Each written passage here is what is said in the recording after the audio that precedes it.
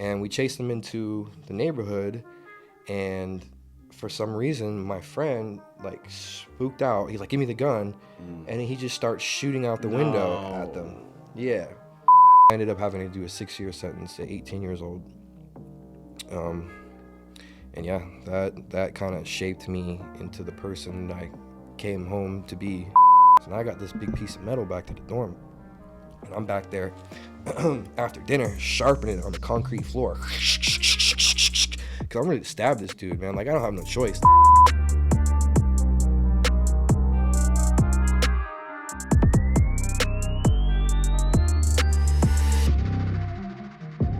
Welcome to the Tested and Twisted podcast. I'm your host. My name is Chase Shaw, and today we have my boy Jared. How you doing today, Jared? Good, thank you, man. Thanks for having me. Yeah, no, thanks for showing up. We've had some people bail last minute, so I was happy to see you pull through. Perfect. It worked well. Jared is a co-owner of a successful cannabis company. We're going to leave the name of that cannabis company off the podcast for now, but maybe in the near future we'll be able to have him back on and run it up. But for now, we're going to keep it anonymous, if that's cool with you. Mm-hmm. All right. So here on the Tested and Twisted podcast, we'd like to start at the top. You grew up in Florida, yeah? Right, Fort Myers. So we found out, this is actually crazy, when we're sitting in my kitchen, we're talking about just like him growing up, where we are right now, blah, blah, blah. We're in, oh, fuck, maybe I shouldn't say this. Well, whatever. We're in a neighborhood. In the neighborhood he actually grew up in, which is fucking crazy. Like, right. What a the house I was born and raised in. That's so wild, bro. It's right. I can see it through your kitchen slider. Yeah, that is so crazy. Yeah. There's our neighbor behind us. His dad built the shed. Is that what it is? Yeah, we call it a barn. Barn, yeah, a barn. So that's just like crazy. What a small world, man. Yeah. So how was it growing up in Florida? It was good, man. My childhood, you probably have a lot of people to come on here, and I listened to some of your story, and, my childhood, honestly, wasn't that bad. I had a great childhood out here. My dad works in construction. Mm-hmm. My mom was a teacher out here at the elementary school down the street, Pinewoods. Damn. So, I had a great family, a great upbringing, middle-class family. We lived in this neighborhood,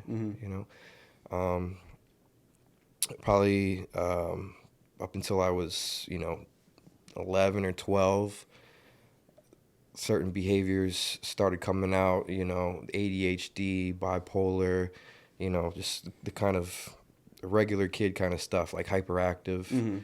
Mm-hmm. So, at one point, probably when I was like 11 or 12, I started having to go to therapy. I was medicated with all types of medications because, nothing really was dialed in the way it was supposed to work. Mm-hmm. My behavior wasn't changing. Adderall, Zoloft, Seroquel, gabapentin, just lithium, a list of medications that I could probably in the long run have messed me up more than did anything. Cause fuck. Yeah. So, and I don't know what it was about the 90s where they just started really pushing these pharmaceutical drugs on the kids, Yeah. So, I just continued to get into more and more trouble at that age, 12, 13. Just things started getting progressively worse. The friend group started changing, I would say probably middle school is where I started getting the most trouble, between school grades and then behavior in school, suspensions, fighting, just the normal kid stuff that I feel like most kids go through, unless you're a superstar kid. Right, exactly. And, things start leading to another. I watched part of your podcast, mm-hmm. where you start hanging out with the wrong friends. You might have a drink of alcohol. That you might go out with your friends in the middle of the night and break into cars. Mm-hmm. So it's just the little things that started leading into little things. Mm-hmm. That was a big thing we used to do. We used to go break into cars. Yeah, that shit was so fun. I mean, it's terrible. Don't do that. It's terrible. Kids watching this podcast. Because now as a grown man, I'm looking back on it and I'm like, because I've had my car broken into. And I'm like, that's probably my karma. Like, I've had my house broken into. I've been home invaded a couple times. Mm-hmm. You know what I'm saying? And that's terrible. As a grown adult now, I'm like, stealing anything or taking anything from anybody is one of the lowest things, you could do. Yeah, it's definitely cowardly. Yeah. But it's one of those things. I feel like it's almost like a rite of passage in like that like criminal world where you have to do it, like you and your Yeah. friends get together and it's like, what are we gonna do? Well, nothing else to do but run Yeah. outside and Yeah. break a window and get in someone's car. Yeah. And it's like you never really, I mean, I don't know about you, but I never really got anything of value except for a fucking charge that ever came from breaking into cars. Like I never got anything good. Right. You know, I can't remember Stupid. anything that would blow my mind that was exciting to get out of a car either. Fun, not so fun story. Again, don't do this. I'm not proud of any of this shit. It's not good. This is not what you're supposed to be doing when you're a kid, but it happened. I went up to my hometown. So I grew up in Minneapolis from the age of like 12, 13-ish on. Maybe a little bit younger than that. And I would go back there for summers. And once I got down to Minneapolis, I turned into a whole different kid. Like if you listen to the podcast, like I turned into a little demon once I moved down to Minneapolis. And then I would go up to this little farm town, like literally like 500,000 people in this whole little farm town. Never any like crazy shit going on. Like they never even locked their house or cars, none of that. And we were breaking into cars, and we broke into a car that belonged to one of like the local pastors. Mm-hmm. And we found it almost looked like an incense holder. And in the incense holder of the pastor's car was like a little weed and a weed bowl. Right. And we took the weed bowl and we took the weed, obviously, and we ran back to the house and we smoked it. And Right. it was so strong that I was throwing up and I got so sick. And then we went back the next night, broke into his car again and put it back. Wow. I know, dude. I don't know why I thought of that, but whenever I think about breaking into cars, that's like one of the first things that comes to my mind is like, What I a can't surprise to find that in the pastor's car, I right? know, dude, right? That's insane. So with all this stuff that's going on, how are your parents dealing with this stuff? Besides putting you on medication and whatnot, are they? Dude, like, I mean, once you get to a certain age, it's really hard to do anything. Mm-hmm. I remember being 17 and living in my parents' house, and my mom going into my room for some reason and finding a loaded pistol, Mm-hmm.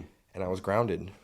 What does that really mean? Yeah. Like, you know what I mean? Like, I'll just leave, Yeah. and that's what I would do. I would go down the street to, like, my friend's house, and I would just stay there. I would run away, Mm-hmm. So, I mean, at 13, 14, 15, I mean, there's a little more you could do. You could take away privileges, but at some point, it didn't matter to me anymore. Because I wouldn't even be home a lot of the time anyways. I'd be at my friend's house down the street, and at my friend's house, I could do whatever I wanted over there. Mm-hmm. My friend's house, like, their parents were on drugs. They're smoking crack, I don't know all what they were doing, but they had people in and out of the house, They weren't putting it so much on blast to where you could really know. But, I mean, you knew. Yeah, for sure. It was, so, and they would go over there, buy us alcohol. Mm-hmm. We could drink, like, we could do whatever we wanted over there. They were the cool parents. Yeah. Yeah. And this part of the neighborhood was like the ghetto side of the neighborhood, like, the trailer park type of, like, anything goes over there. What's Like, funny is now this is the ghetto part of the neighborhood. yeah, I mean, this neighborhood has never really been. It changes. Like, the property value is going up a lot, but It is. like it went through being like kind of the ghetto area to then the college opened up and the college kids started moving in, and then I don't know. This neighborhood is changing a lot. You have like a lot of mixed people in this part of the neighborhood. Yeah. Sometimes we tell people that we're from San Carlos Park and we get like that side eye, like, huh? Yeah, yeah. Well, we like at one point we'll probably get into this later. Like, when I moved from this neighborhood into my other neighborhood, we ended up getting into some beef with a group of people out here. We'll probably get into that later down the line. Interesting. But yeah, so it was, there was not much they could really do. Mm-hmm. I don't know what it was about me, because I have an older brother. He was straight A kid, no problems. My sister, the same thing. I don't know if it was just the moving the neighborhood that we were in at the time and getting in the mix with the neighborhood kids that weren't that great. But yeah, there was not really much they could do. Mm-hmm. I did whatever I wanted to do. So when do you feel like things became? I mean, obviously, them finding a loaded pistol in your room, I feel like that's already kind of past the point of no return. I feel like once you're starting to find loaded pistols in people's rooms, usually it's not going to get much better after that. I feel Right. like, you know. Well, the thing that actually ended up happening was I was sent to a juvenile like type of program Mm. for a year and a half, and it was a facility in Utah, Oh, bro, I've Laverkin, heard Utah. terrible things about those They facilities. sent yeah, they sent me to a place in Laverkin, Utah called Cross Creek Academy, Mm. and it sucked. How old were you when you went there? I was 15. Did you by chance meet a person out there named Michael Boyer? Just a shot in the dark. Not that I can Okay, think all of. right, all right. Never I mind. don't really remember Oh, yeah, too yeah, many you're good. names. You're good. Keep going. I My mean, bad. and there was like hundreds of people there. Oh, okay, Yeah, okay. this All was right. like a big facility. All right. I actually turned it into a hotel now. So yeah, at 15, I went there, and I was there for a year and a half, and it sucked. Um, What was the reasoning for going there? just because I was getting arrested for things, Mm. like I was causing problems at school. I was getting kicked out. Got kicked out of 4 schools. Damn, Yeah, putting in work. yeah. That's, So I that's got kicked out of 4 you gotta be trying to schools. get out kicked out of schools at that point. And then they sent like the county will send you to ALC, Alternative Learning Mm. Alternative Learning Center, which Mm. is like for all the kids who get kicked out of school. You go there, and that place wasn't any help because like academically it was easy. You could just had to participate. You just had to Mm. be there, and you would pass. And then you had put all of the bad kids who got kicked out of school into one place. And it's like kind of like having a bunch of prisoner mentality type people. Like Yeah. you know what I'm saying? Like putting all these people, and it just becomes worse. You know what's funny is that the first rehab I went to was called ALC, Anthony Lewis Center. Oh really? Yeah, So they call this one the Alternative Learning Center. that's funny. Interesting. So and then like you're in middle school. This is middle school. There's gangs in there. Like Mm-hmm. people are smoking weed out on the like PE field. Like people are having sex in the bathroom. Mm-hmm. You know what I mean? Mm-hmm. So, and that was okay. I had actually got jumped and robbed there for I don't even know what. Like, but So you were involved in the drug game at this point? believe it or not, like I started selling my first bags of weed at 13 at the Alternative Learning Center, and I would bring them in little dime bags, and I would take the Crayola markers, the thick ones. Mm-hmm. You know what I'm talking about? Yeah, yeah. I would pop the back off of it, take the ink out, and I would stuff them in there, and then put the back on it, and then put them back in the little marker. Not a bad Box. move. Damn. And I never got caught. Not a bad move. Yeah. And somebody told on me one time, and I got searched, and they still didn't find him. Damn. And that was when like the weed was like dark brown brick weed with the seeds and everything in it. Yeah. Like, this is probably like 2003, 2002. Yeah. So that was like the first time I did a drug deal. At So you 13. ended up getting robbed. Yeah, I don't really remember. I wasn't for weed or anything. It was for money. Mm. And They just take I it, don't run really off remember type? what the situation was. I had been robbed in school a couple of times and jumped for I don't know what reason, but this was a long time ago. Yeah. But yeah, I remember specifically getting beat up. Yeah, I feel like once you go through so many of those situations, they kind of just blend together. Yeah. You know, like whether it's you robbing people or someone robbing you, it's like eventually they kind of all are just like, I don't know what happened, but I remember that person Not got only robbed. that, but like at this time, like I was like heavily medicated too, from different. I don't even remember like some of the medications. Like you look at like lithium, Dude, they put you on lithium? Seroquel. Yeah, So I was on Seroquel not too long ago. Bro, what the fuck is that shit? yeah, That shit is like yeah, terrible. yeah. It's just like Oh my God. you don't even know it. Like it's awful. And then to think that there's people, I mean, obviously with schizophrenic people and whatnot, they need that stuff. They need it because they Right. can't function without it. But like no kid should be on Seroquel unless I don't- they are actually like Yeah. dealing with some mental issues beyond ADHD. Like, bro, what are you talking There's about? no telling what kind of impact that those medications had on me. Like, Yeah. as an adult now. No. When brain chemistry changing, and I think it definitely had some type of impact. Because when I turned 18, I came off everything, and I I don't say I was fine at 18. It was probably my worst year, 2008. But I mean, I'm not I'm not on any medications now, and I seem to be perfectly fine. So Yeah. I mean, like you said, the brain chemistry when you're a child developing into an adult and then they're just flooding your system with all these toxins of sorts. That's not good, dude. That is not how it should be. right, Like, there should have been some other outlet for you beyond just here, take these pills. right. It's terrible. So, you said at like that 17, 18 point is when shit like really took a turn for the worse. Well, going into the juvenile program at 15 to 17, I came out and things were fine. Mm-hmm. I was working. I was staying with my family again. Like things were okay. My sister was grown up. She was about to leave the house. Well, no, she actually, no, she was grown up more than she was, but she wasn't ready to leave the house. Um, and I just started getting back into some of the old friends. Getting in, and people had changed in that year and a half because it was just like playing video games, riding bikes at 15, and now I get out at 17, almost 18, and now it's like we're doing drugs, we're drinking, we're partying, you know. Mm-hmm. So that was kind of all new to me, and I started getting into this with this group of some of my old friends and meeting some of their new friends, and it was like a clique of us, probably about like 20, 25 of us, and at some point we had like a name for it. I wouldn't call it a gang. It'd be like a neighborhood group. Yeah, yeah. You know what I'm saying? Mm-hmm. Call it like, maybe like a gang, but because sometimes we got into like fights and stuff like that. Yeah. But we had a little group, and there's 25 of us. There was girls too, and our group was getting in the mix with some people that were already going to jail for like robberies. The way I got introduced to one of the guys, his name was Rico. I was riding with my best friend at the time, Logan, and his Jeep. He had a big jacked up Jeep. And we pulled up on this guy, Rico, which was one of their friends. And he's outside of the car on the driver's seat. And he just pulls a gun at us and starts pointing a gun at us.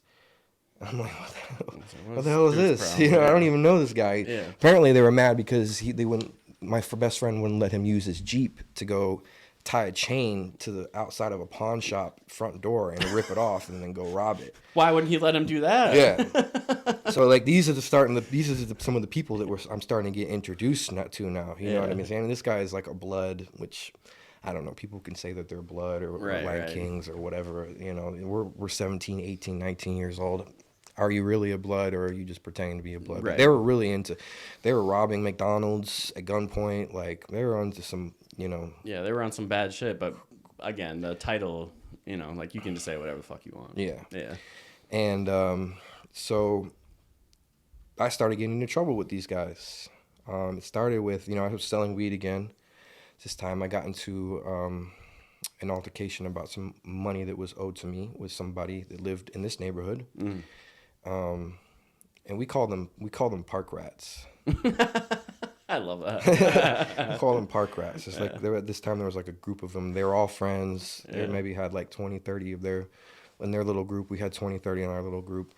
And so there was some money owed for some weed, and it didn't want to get paid. So it became an issue of mine, which then became an issue of my little group. Mm-hmm. You know what I'm saying? And then there was constantly this, every time I saw you, we would fight. Mm-hmm. Every time you saw one of us or we were in a group at the mall, there would be somebody getting jumped, or it'd be like a brawl or something like that. And constantly. And then my first time getting arrested as an adult, it was me and my best friend. We were at the gas station. We were drinking. We were drunk. There might have been a little bit of cocaine in the mix. I had a pistol on me. And we seen like a group of those guys. There was like 4 or 5 of them parking at the gas station and going inside. And as they were going in, I'm drunk. My best friend is drunk. We're, talking shit. What's up? So they go in the gas station, pay for their gas or get whatever they're getting. They come back out. They go to the car and they start walking towards me. So I'm like, oh, okay. Like, are we going to fight right here in the gas station in the parking lot? And he walks up to me, he reaches in his pocket, and he pulls something out. And I go for my waistband because I have a gun, but what he pulls out is a taser. And it's not even the taser that you shoot at somebody like the cops have. You have to, like, Yeah, it's like touch them with it. yeah, You know yeah, what I'm yeah. I know what saying? you're talking about. So I pull a gun out, and he's up this close to me now, and I put it to his head, and his whole tone is changed. No, bro. Yeah, I'm No, it's good. not that serious, bro. I'm sorry, He pulled man. up with a taser. Like, yeah. You know what I'm saying? I'm like, nah, I'm drunk, so I'm like having fun with it. Oh, you're the big bad wolf now. You're the big bad wolf. Yeah. And I wasn't worried about it at all. Like, it was just like kind of like, whatever. Yeah. And we get in the car. They go back to the car. We let them leave. And my friend wanted to mess with them some more. So we get in the car and we ended up chasing them. And we chased them into the neighborhood. And for some reason, my friend like spooked out. He's like, "Give me the gun," and he just starts shooting out the window at them. No. Yeah. So we turn around and we leave, and we're at a stoplight, not too far from where that just happened. And my friend at the stoplight hits a car in front of him at a stoplight, as a police was just riding by. So we get pulled over. The police are like, "Oh, there's not much damage to the car. You guys can just get each other's insurance information and leave." I'm like, "Okay, cool. Let's get out of Yeah, here." we gotta go. And we do that, and then we're leaving. And I look back, and I could see one of those kids that we just got into it go and run to the police. The window rolls down. He's going like this, pointing. They light us back up. Next thing you know, we're all at gunpoint. Luckily for me, that incident, I just got charged with aggravated assault with a firearm. Mm-hmm. I don't remember exactly what my friend got charged with, but going to the police station, we're learning that we don't have any record. They don't know who we are. Mm-hmm. The police officers, the detectives, they know all those kids Mm-hmm. that we got into that situation with. Mm-hmm. They know them. They can't stand them. They're troublemakers. So in the end, I got my charges dropped to a misdemeanor, improper exhibition of a firearm. Wow. It was like a self-defense in a way, and I got Wow. like a little probation for it. Yeah. And then my buddy, he didn't get anything. So So and that was my first time going to jail as an adult. yeah, yeah, yeah. I bonded out luckily Mm-hmm. from that situation. So they didn't question you too hard, obviously, because I would imagine, and maybe your friends just held it down, but he didn't say anything about him letting off the gun. We told him what happened. I think he got charged with discharging a firearm within 1,000 feet of a dwelling. I think that's what it's called, and I think that's a misdemeanor. Okay. Well, I mean, in Florida, shit, you might be able to. Which is surprising because they could have. I don't think he shot into a building, which is good because you shoot into a building, you can get a life sentence. Mm-hmm. Shoot into a house, it's a life sentence. You're facing a life sentence. Yeah. For that. But I think that because those kids were such a problem in this neighborhood that they were like, whatever. Well, and it might have been and I don't know what the rest of those kids' lives looked like, but it might have been a wake up call for them. Like, hey, you can't just go running around just fucking with people because there's people out here who will shoot you. You know. And I don't know. Maybe they didn't take that as a lesson. But Well, I had already stabbed one of them, and it's like, bro, and that was also self-defense. Yeah. They home invaded me, and it wasn't even my home. I was at this girl's house for like the weekend. I just met her, and we ended up hitting it off. And her ex-boyfriend was friends with that whole clique and let them know that I was there. Mm-hmm. And this was either like 4th of July or this was New Year's. I just remember because there was fireworks. Mm-hmm. And in the middle of the night, I'm sleeping next to this girl in her room. The window opens by the bed, and I'm getting pulled through it. And somebody let them into the house. Me and the girl go hide in the bathroom. They're kicking the bathroom door down, trying to kick the bathroom door down, which they almost got. I'm going through the drawers, like, while trying to hold it shut, and I find a knife, like a steak knife. They got their hands through. I'm just Ouch. stabbing these guys. Yeah, yeah. But yeah, that was just like what it was for like a year with these people, bro. Constant. Anytime we seen each other, or like, you know what I mean? Yeah. It was just constant like that. It's just that rivalry. Yeah. Yeah. And bonding out on that case, getting cleared up. I catch another case, burglary, catch another burglary, and I'm like bonding out of like these cases, and then and just going back. What's going on with these burglaries? Were you like robbing drug dealers, or was it just a situation where you were going to people's houses? I was going into a car on one of them. I don't remember the exact details of the second one. but for the one of them, it was just going into someone's car. And I can't remember what I was doing. This is like at this time, I'm starting to do Xanax, a lot of Xanax. Oh, the and I'm disaster drinking. drug, bro. Yeah. So like it's anything could pop off. Like I'm like out of control at this point. Like at 18, I'm completely out of control. Okay, I'm so playing this with is- guns. yeah. Like I might be like I remember one time just being completely wasted in the backseat of my car. Some girl is driving it like. And I'm in the back seat, just like driving down US 41, shooting at business signs, like light up signs, just shooting out the window at signs. You know what I'm saying? Mm-hmm. I have a gun. I think I'm like the shit because I have a gun. Mm-hmm. You know what I'm saying? So I'm pulling it out on anybody. Like I don't know what it was about getting the guns. You know what I'm saying? There is something about having a gun in your hand, especially when you're A, on drugs, or B, when you're living, and you're like that young of an age. Like it's such a good feeling. like a feeling of power. Yeah, You know what I'm saying? yeah. It feels so good. If you to have talk that to me any shit. type of way, like I could pull this Yeah. out and you'll stop. Yeah, You know? yeah. It's a great feeling. It's a it's a- really bad thing to do. It is a terrible thing to do. I mean, it's no. There's a reason why there's age limits on guns, specifically handguns, because it's like, Right. that should never be in the hands of an 18-year-old kid, let alone There's a no 15-year-old reason I kid. should have had a gun. Even selling weed, like not like the big dog. You know what I'm Right, saying? right, A little yeah, bit yeah. of weed. You know what I'm Right. saying? I'm not nobody. Yeah, Even if someone were to come rob me, they really wouldn't get much. Right. You know what I'm saying? yeah, for sure. So, but you know, having a friend group that I had, like it seems like everybody's always just trying to like top each other or just it's really like fitting in. Yeah. You're trying to fit in with your friends. You're trying to be the hardest one. You're trying to be the coolest one. You know what I'm saying? And that was a big issue for me because I was just like we were all just trying to top each other. Yeah. You and I lived very similar lives when we were Yeah. young. Like it was the same way in my friend group. We had like the city over there was like this group of kids. Every time we saw them, shit popped off. We would go looking for it. There's story after story, exactly like what you were just saying, where it's Yeah. just like pull up at a gas station. Next thing you know, you're in a fist fight, Right. like shit out like that. And it's like you always wanted to be the tough guy, like the toughest one in the group. And it's like you're just like always one upping each other. And next thing you Yeah. know, you're sitting in a jail cell. It's And you're like, what the fuck happened? 18-year-old testosterone and Dumb shit. just being dumb. Dumb shit. And I just like I look at people nowadays and I'm like kids, I'm like, man, I used to be like that. That's a shame. Isn't it crazy when you look at someone? Like I know for me, like I have a little brother who's much younger than me. He's 18 now, so he was 12, 13 years old not too long ago, 5 years ago, right? And I see his friend group, and like he's like an all-star kid. He plays hockey right now in Lincoln, Nebraska. Like he lives like an adult life. Like he lives like a professional hockey lifestyle. I see how his life was versus how my life was, and I see his friend group versus how my friend group was. And I look at that age group of like that, like 12 to 15s, you know, like those adolescent children and how I was acting. And I'm like, I could never imagine. I was 12 years old pulling up to grown-up men like in a car with like other, you know, like 18-year-old kids hopping out on them thinking I was tough. And it's like, Yeah. thank God, they didn't beat my ass. Right. But like, I really thought like I was this like tough guy, you know? Like Right. I thought, and I was like 12 years old, 13 years old, thinking I was some hard Thinking shit. you're the shit. Now you look at, imagine pulling up to a gas station, being 30 years old, 32 years old in your case, right? Pulling up to a gas station and then a 12-year-old hops in on you. You'd be like, what Yeah. the fuck is this little guy doing, bro? Isn't that crazy?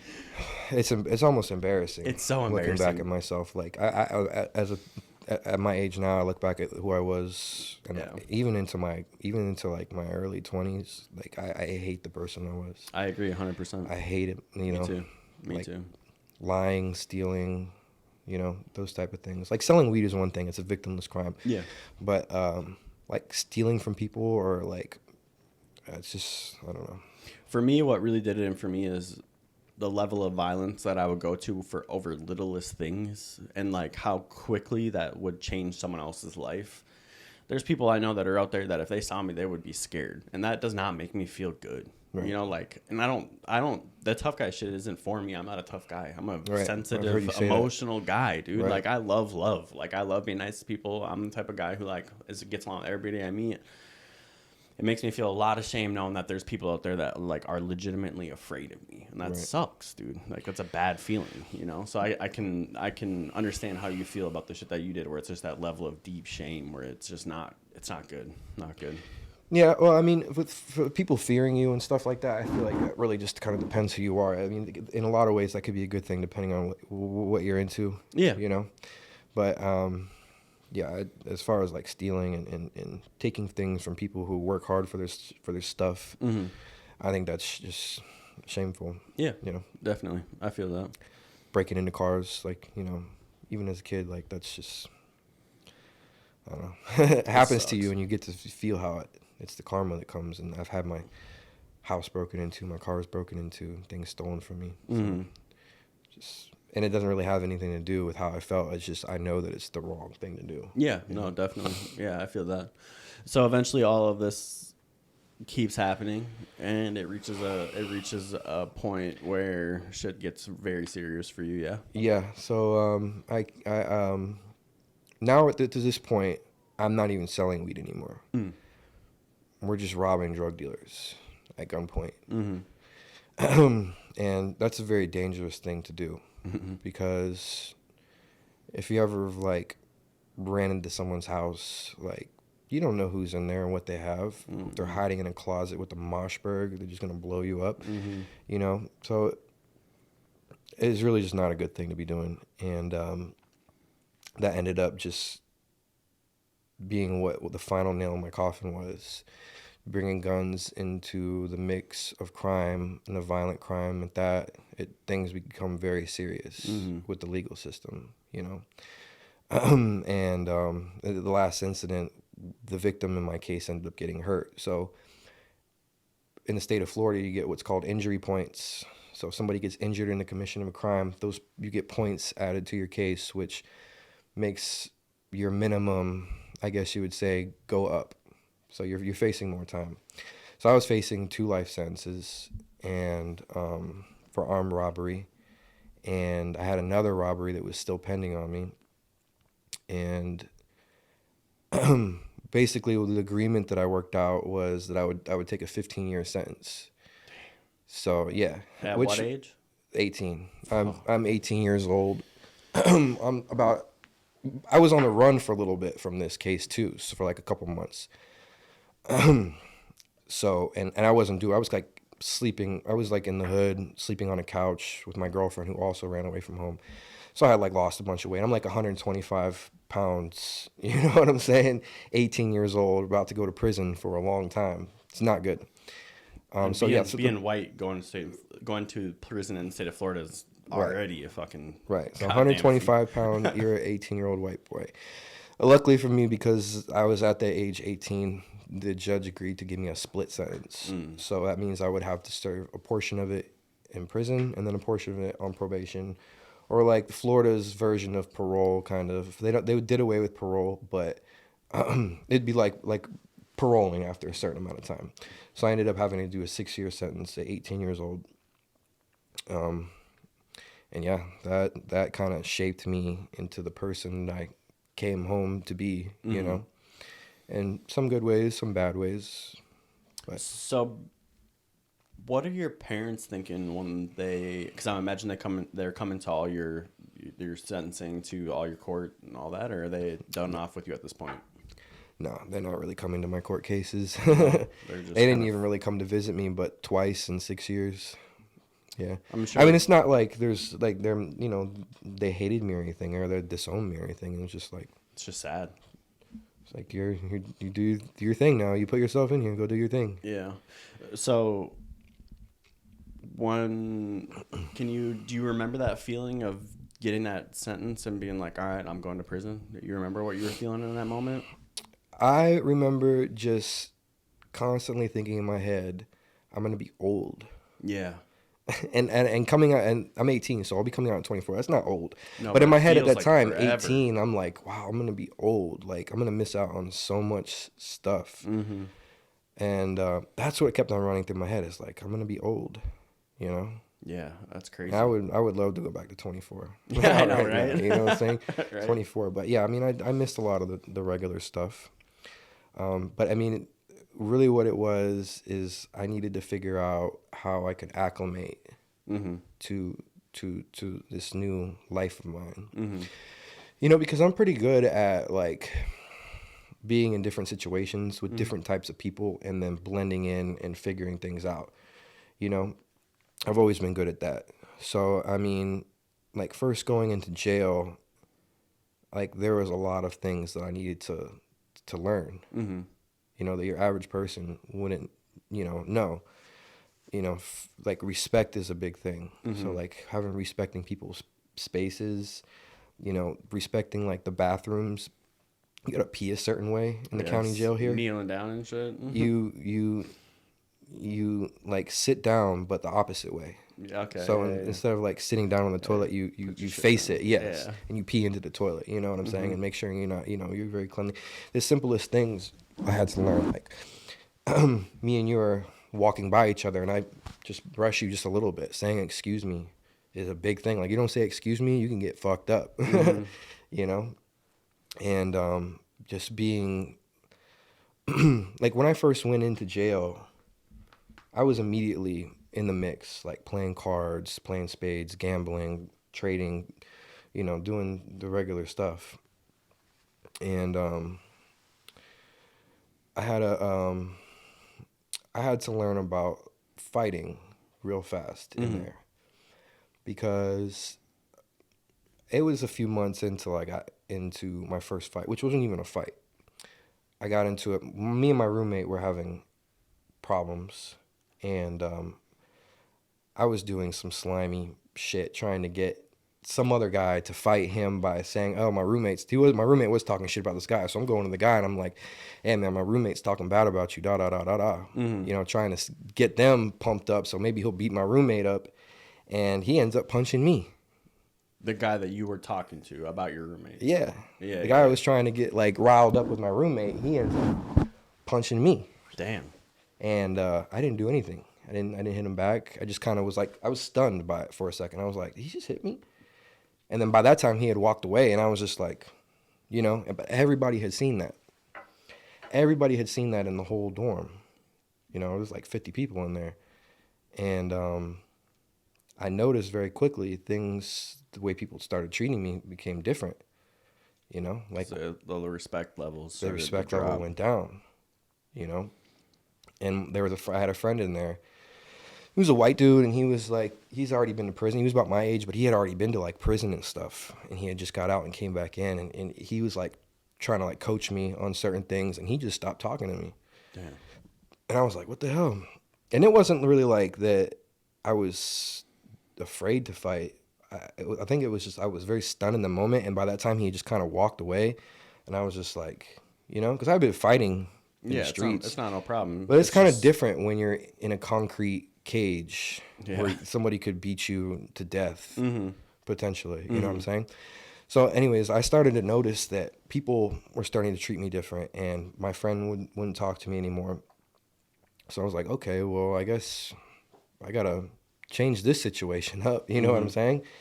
And I was talking to the dude Cracker Jack, who's my friend. He was not talking anymore, and he was like, man, you got hit, bro. Everybody's seen that. Like, I can't fuck with you anymore. Like, you didn't fight back. You didn't do anything.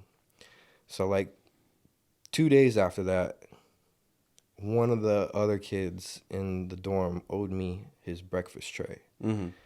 And he basically said, I'm not paying you. So now it's like everybody could feel like they could do whatever they want. Mhm. So I'm like, okay. And then I just went and crashed him. Mhm. And I just took off on him right there. Da, da, da, da, da, da, da. And I actually, surprisingly, because he was a little bit bigger than me, I ended up getting the best of him. Mhm. And everybody just came up and was like, showing me props and Yeah, like you got your just respect back. respecting me a little bit. So I fought 3 times in the next 2 days after that. I just, Yeah, you're like, this okay, is like I like currency that in feeling here. because Yeah, people yeah. are like, yo, you did that, da da da. And I'm like, okay, now I got this. I like this. You know what I'm saying? So that was something I had to learn like very quickly. Like, okay, if somebody puts your hands on you, in here, like you have no choice but to go and fight. Win, lose, or draw, and that's just the way that is. And it's interesting because that's like, I mean, I guess depending on the lifestyle that you're living, maybe it's not relevant, but in every situation, I feel like outside of like the normal people, I guess when I speak, I'm speaking for like people who aren't like quote unquote the normal people, because like a lot of people might just not do shit when they get hit. But I feel like even at a young age, you learn like if you get hit, you got to swing back. Yeah. You can't just stand there, dude. Like Yeah, even, no, even in the it's- high school I went to, it was like if you got hit and you just didn't do anything, it was like, what are you doing, bro? You gotta Right. just swing back. Even if you lose a fight, you lose a fight. Nothing wrong with losing a Yeah. fight. I've lost 100. I've lost not hundreds, but I've lost 20 fights in my life. I got my ass beat a bunch of times. Sure. You just gotta swing back. And I've grown up like even in like the neighborhood, like going over to like my friend's house, ride over on your bicycle, and they might just run up on you and tackle you, and you're next thing you're wrestling in the dirt. Like that happened all the time. Yeah. You know what I'm saying? Like, so it wasn't like something that was new to me. It was just No, not at all. I think I was just maybe a little bit shocked and a little bit kind of intimidated because like Because you're 18 years old in if he prison? if he starts beating me up in here, who's gonna stop this guy? And like maybe I get knocked out cold and he's just stomping on my head. You know what I'm saying? Those are the things that kind of were going through my mind, and that is possible. I've seen this happen. Bro, if I was 18 years old and I was like a tough guy when I was 18 years old, I thought I would have got eaten up in prison, bro. I would have not done well. So the fact that you even You'd be did surprised. that, I mean, maybe, but I think about like the people who I know who have been to prison and what they tell me. They went when they were a lot older, but what they tell me, I'm like, fuck, dude, if I was 18 years old, I thought I was a tough guy, but I don't know, dude. I don't know. I don't know. You know, the thing about this was in jail when this happened, but like when it comes to like being in prison, I think the most like people are more intimidated by the younger kids just because the younger kids 18, 19, 20, those are the most dangerous ones in there. So everyone says the YOs, they're crazy. Wild camps, Brevard, those are like gladiator camps. Mm-hmm.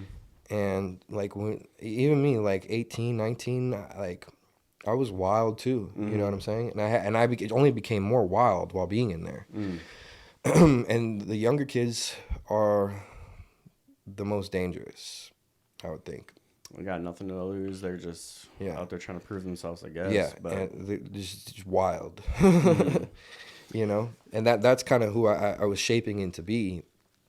So I did spend about a year and a half, almost maybe even 2 years, fighting my case in the county jail before I even went to prison. Oh wow! So you were in county for a long time. Yeah, so I was in there, and I was kind of like that was kind of like me learning what my life is gonna be like. Mm-hmm. Even though prison is a lot better than jail, especially this county jail that I was in. The county jail here is awful. Was it Lee County? Yeah. Oh, okay. The main jail, the old one. When you say awful, why do you say awful? A lot of reasons. We can kind of go into some of those stories, but at some point while I was in there in the county jail, I end up inciting a riot and going into confinement. Yeah. And that was like a 30 or 60-day confinement period for that. Christ. And that ended up turning into 2 years that I had to do confinement. What? Which I wasn't even going to be there for 2 years. But yeah, it was like I went down there and then things just started, more and more trouble just started accumulating, more and more write-ups, you know? Damn. And I ended up being down there for 9 months straight. And that sucked because not only are you in solitary confinement, the jail over there, when people flush, it's 4 floors. So people are constantly flushing bullshit down the toilets. You know how they have metal toilets? Mm-hmm. Whoosh, you could flush. You could probably cut up a person and flush them down the toilet if you want. They're strong. strong. They got the strong. That water pressure in the toilets in any jail. I feel like those motherfuckers are just like They're strong. Jet power, dude. So people are flushing trash. They're flushing sheets. They're flushing fishing lines down the toilet. Well, all that goes down from the 4th, 3rd, 2nd, 1st floor, where solitary confinement is underground, and it gets clogged in there, and it causes a backup. And when the water and the shit and piss that everyone's flushing has nowhere else to go, it's underground. It goes up to the 1st floor and out the toilets, out the floor drains. So that confinement area was constantly flooding every day with sewage. It was terrible. We're eating food with the floors covered in sewage. Our cells are flooding in. It was awful. It was like one of the worst times, and it was literally driving me insane. I was getting worse and worse, like mentally. Like, I mean, being down there for like 9 months, man, like it was just, I started talking to myself, like losing my mind down there. Like, honestly, I've never been more on the verge of like going crazy than being in there. Like, and having sewage, like living in sewage, like in a sewer, was like the cherry on top to like really deteriorate your mental health, you know? Like the toilets would explode, like this high, which I couldn't imagine, dude. Yeah. I couldn't imagine. So yeah, I was down there for 9 months, losing my mind. Eventually, the lieutenant came by, and that's very rare for a lieutenant to come by. And I'm like, Lieutenant, Like, I've been down here 9 months. What do I have to do to get out of here? And like, she's like, you've been down here for 9 months? I'm like, yes. And she's like, okay, well, be good for like a month and I'll come review your case. And I was down there like wilding out. Like, I was flooding my cell sometimes. I was getting sprayed constantly. Like, they have like little mace cans. They have big ones too. They call it Black Jesus. So anytime like I would get bored or I would get angry, I was at war with the COs for several months down there where I was just getting sprayed, cell extracted. So yeah, Jesus Christ. that's why a lot of this thing was adding up, because boredom and just losing my mind at the same time down there. I mean, I couldn't imagine being alone for that long, just sitting there. Well, you're not actually like alone. I had roommates in the beginning, and they stopped giving me roommates because my roommates would be like bugged out about me. Mm-hmm. And like it's not in this jail. It's not a steel door. It's a bars. So you could talk to other people. Oh, so it's like a legit jail. Yeah. Like Yeah, old it's school like shit. the bars. Yeah. Yeah. So you could like talk to the person across from you or next to you. You could talk to people in the vents. So, but yeah, 9 months down there, like not going outside, getting a shower twice a week, no books. You don't get any books down there. You get a Bible. That's so fucked up. You basically are just down there 24/7 in your head. So yeah, that was terrible. Damn, bro. Honestly, I couldn't imagine doing that. No, it was The fact that they don't even give you books is like mind blowing that to me. It's like, give was me a the thing. fucking book, I could bro. do it standing on my head with books. Yeah. It's And like, it's gotta a funny have an story. escape. This is how actually I'm bilingual. I speak Spanish as well, pretty fluently. And I actually learned during that 9 month period of time because there was a guy across the hall, and they were doing showers, and I seen him. He had a pillowcase full of books. I'm like, how the hell did he get all those books? And what he was doing was he he filled all his books in a pillowcase and was throwing it down the hall to another cell so they could hold it for him. So when they take them out for showers, they're going to get their cell searched. They wouldn't get the books taken from them. So I'm like, yo, let me get one of them books. And he's like, nah, Jit, nah, because everybody thought I was crazy. Because I would literally be pacing back and forth in my boxers, talking to myself. Like, so he didn't want to give me a book because he don't know if I'm going to throw it away, I'm going to flush it down the toilet, do something crazy with it, or start ripping it up. And I'm like, look, bro, you're going to give me one of those books or I'm going to piss you out. Mm-hmm. What that means is piss you out. This is like a term. Some shit in. It's like a term for like confinement, basically. I'm gonna piss in a cup. Some people shit in a cup and mix it up and throw it at you. Like I could throw, we could do this all day long. Yeah. I told him, bro, and he's seen me do this before. He knows. To trustees that are bringing the food, to dude down the hall that was in the corner cell that you know what I'm saying? Me and him had a war for like 3 days. So he knew I was going to do it, which is awful. This is like one of the worst things. Like thinking back on this, I feel so bad, especially for the dude that was down the hall, because me and him were going back and forth doing it. It's like one of the worst and most nastiest things you could do to another person. It's probably the worst thing I've ever done to somebody. I mean, imagine having someone throw piss at you. Dude. For people. This guy was throwing shit, and he started it. Yeah. But, He said he started it.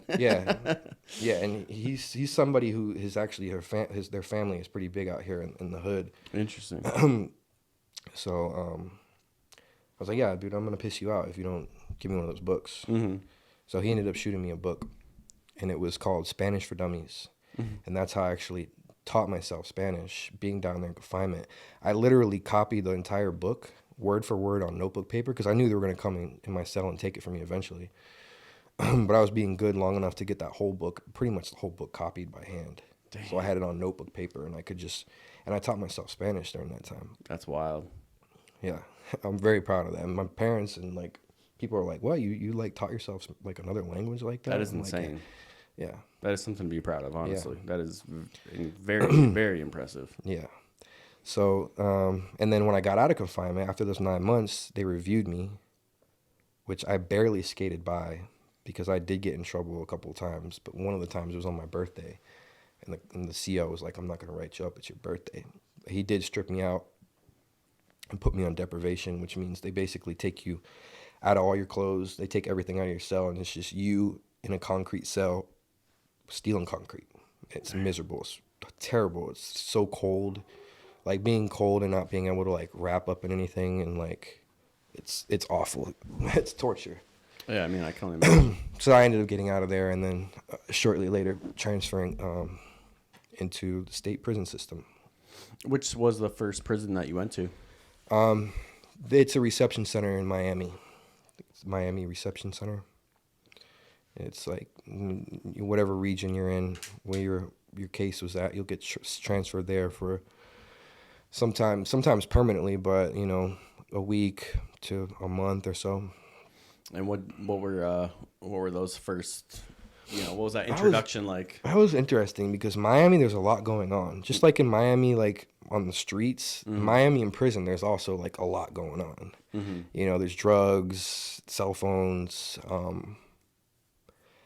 They strip you out when you first bring you there, and like you see like there was another kid that was while they were processing us, like take off your clothes, squat, cough, and all that stuff. He was acting up, and the CO just punched him in his face. Dang. Yeah, Miami, the whole prison system is like that. But Miami, it's easy to get beat up by a guard. They're not going to tolerate anything. And it was like, okay, like I'm here now. You could smoke cigarettes. You can go to the canteen and buy cigarettes. Rips. You buy the tobacco pouch. It comes with little rolling papers. You roll them yourself. So that was cool. And canteens like once a week type thing? Not in prison. In prison, you can go. It's actually a store you can just go to whenever you want. Yeah, whenever the yard opens, you go there. Is that like most prisons in Florida? Yeah, unless you're in some type of confinement or protective custody or something like that, then you won't be able to do that. Damn.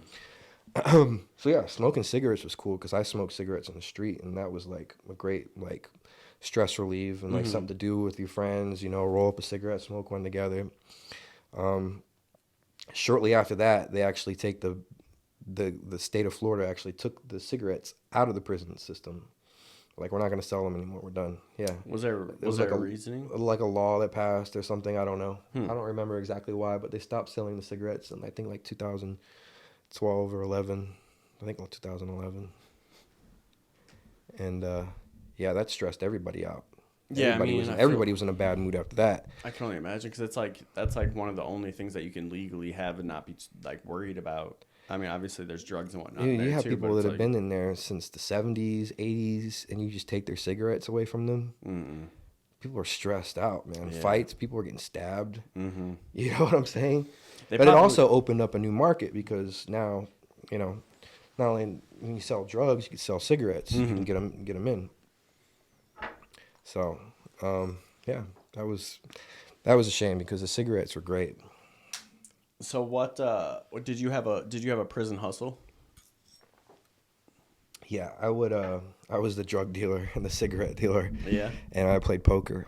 Okay. I gambled. I loved playing poker. I was good at poker. To this day, you still play poker a lot? No, not so much. Okay. I don't have time to just sit at if I sit down at a poker table, I'll be there all day. Yeah. But I mean, I was killing it on the poker table. And anywhere I went, whatever dormitory or camp, I was always trying to figure out how I can get in with someone to start selling weed because I smoked weed. Mm-hmm. So every day I wake up, my goal is to smoke some weed. You know what I'm saying? Yeah, for sure. Get high. That's big. That's, So, yeah, that was my prison hustle.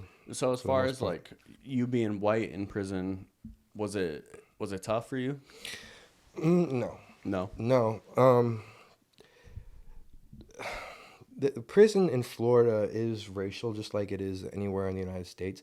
But I don't think it is as racial as somewhere as opposed to like California. Mm-hmm. Like California, like certain prisons, like you're not even supposed to trade with another race. Me personally, I got along with pretty much everybody. And I mostly was with the Hispanics, Latinos, is where I felt fit in most at. Mm-hmm. You know what I'm saying? Because that was just like, I don't know. I've always gotten along better with Latin people.